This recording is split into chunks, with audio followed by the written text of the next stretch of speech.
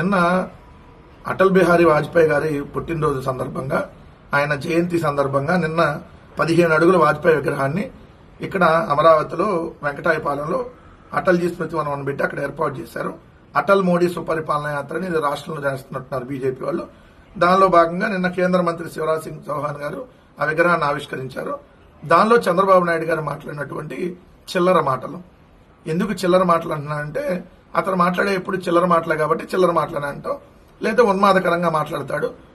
అలాంటి వ్యాఖ్యలు నిన్న కూడా చేశాడు. చిల్లర వ్యక్తులతో రాజకీయాలు చేయాల్సి రావడం బాధగా ఉంది.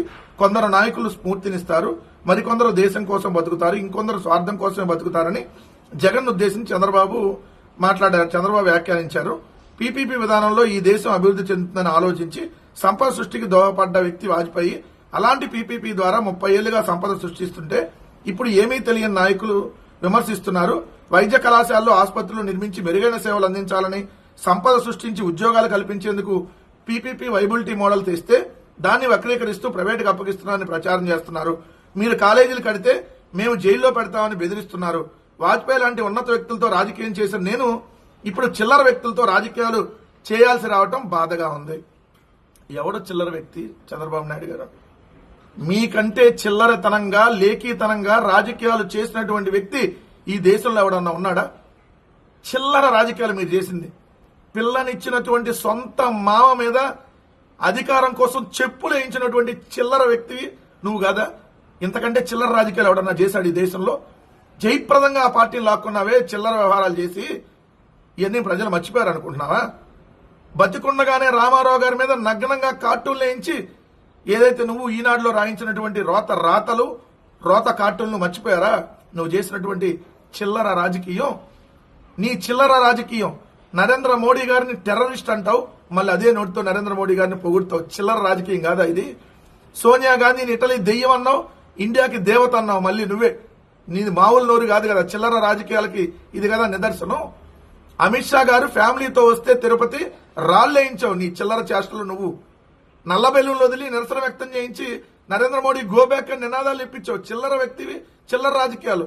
నరేంద్ర మోడీ గారి భార్యని సాక్షాత్తు అసెంబ్లీలో తిట్టించి, బయట తిట్టించి, నువ్వు భార్యనే చూసుకోలేనాడు ఈ దేశాన్ని ఏం చూస్తావని చెప్పి ఏదైతే చిల్లర మాటలో చిల్లర రాజకీయాలు నువ్వు కాదా మాట్లాడింది? మీరు బతికుండగానే మనుషుల్ని చంపుకు తినేటటువంటి చిల్లర రాతలు, చిల్లర చేష్టలతో మీ తెలుగుదేశం పార్టీ వ్యవహరించినటువంటి తీరుని మర్చిపోయావు నువ్వు.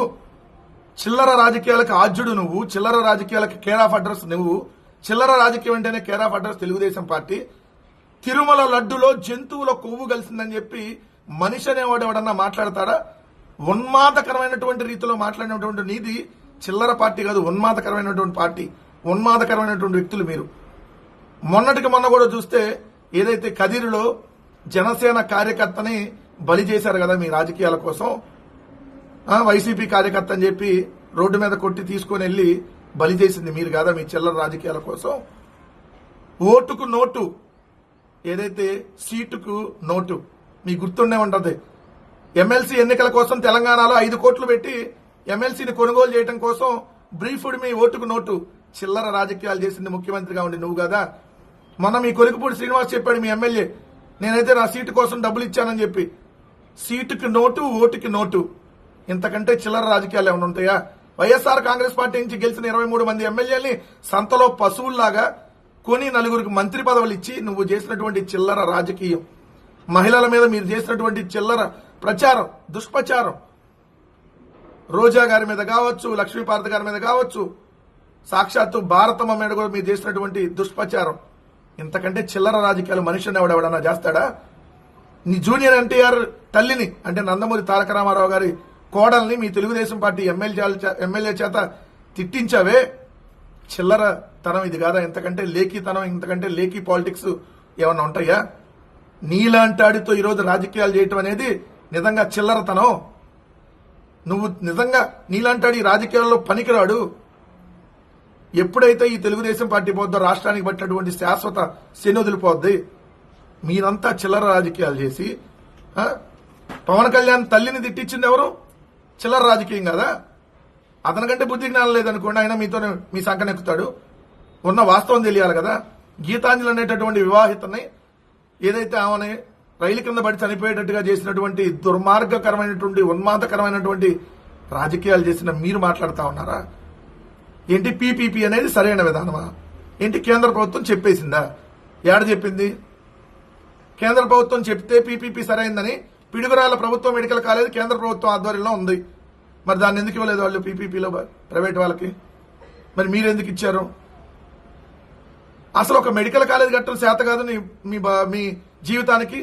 మళ్ళీ మీరు ఈరోజు మాట్లాడుతుంటే ఎట్లా?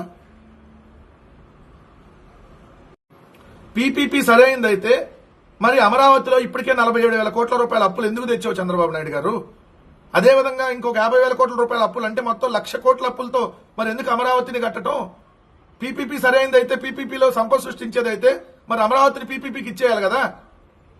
అది మరి సంపద సృష్టించింది ప్రైవేట్ వాళ్ళు అయితే బాగా ప్రమాణంగా చేస్తారు కదా. నువ్వు ప్రభుత్వం సరిగ్గా కట్టలేవంటున్నావు కాలేజీలు. ప్రభుత్వం అయితే కట్టలేదు, చేత కాదు. ప్రైవేట్ వాళ్ళు అయితే బాగా కడతారంటున్నారు. మరి అమరావతి కూడా ప్రైవేట్ వాళ్ళకి ఇచ్చేవాళ్ళు ప్రమాణంగా కడతారు కదా. ప్రభుత్వం ఎందుకు దాన్ని పర్యవేక్షించడం? ప్రభుత్వం ఎందుకు అప్పులు తేవటం? డైరెక్ట్ గా సంపద సృష్టించేస్తారు కదా, వాళ్ళకి ఇచ్చేయచ్చు కదా. కేంద్ర ప్రభుత్వం చెప్పింది ఏంటి, మీరు చేస్తుంది ఏంటి? పీపీపీ అనే విధానం ఎప్పుడు ఇమ్మంది?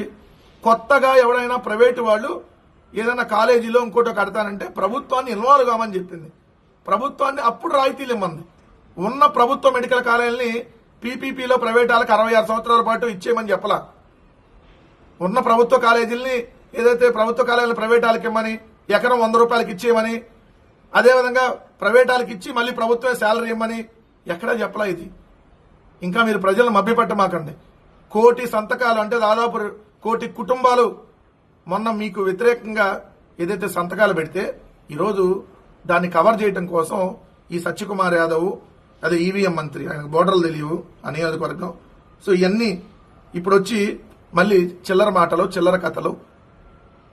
ప్రభుత్వ మెడికల్ కాలేజీని ప్రైవేట్కి ఇవ్వటాన్ని ఖచ్చితంగా వ్యతిరేకిస్తారు ఎవరైనా.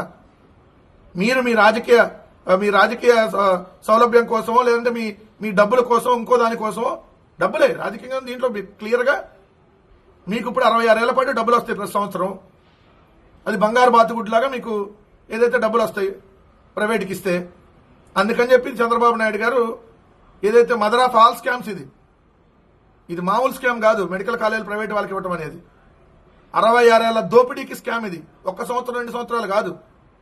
హాస్పిటల్ పేరుతో దోపిడీ, మెడికల్ కాలేజ్ పేరుతో దోపిడీ. ఎన్ని రకాల దోపిడీలు తెరలేపచ్చో చూడండి. ఆ దోపిడీకి తెరలేపాడు చంద్రబాబు నాయుడు గారు. అందుకనే అవతల వాళ్ళని చిల్లరా గిల్లరా అని చెప్పి చిల్లర మాటలు మాట్లాడుతున్నాడు అనేది మాత్రం క్లియర్ గా అర్థమవుతా ఉంది.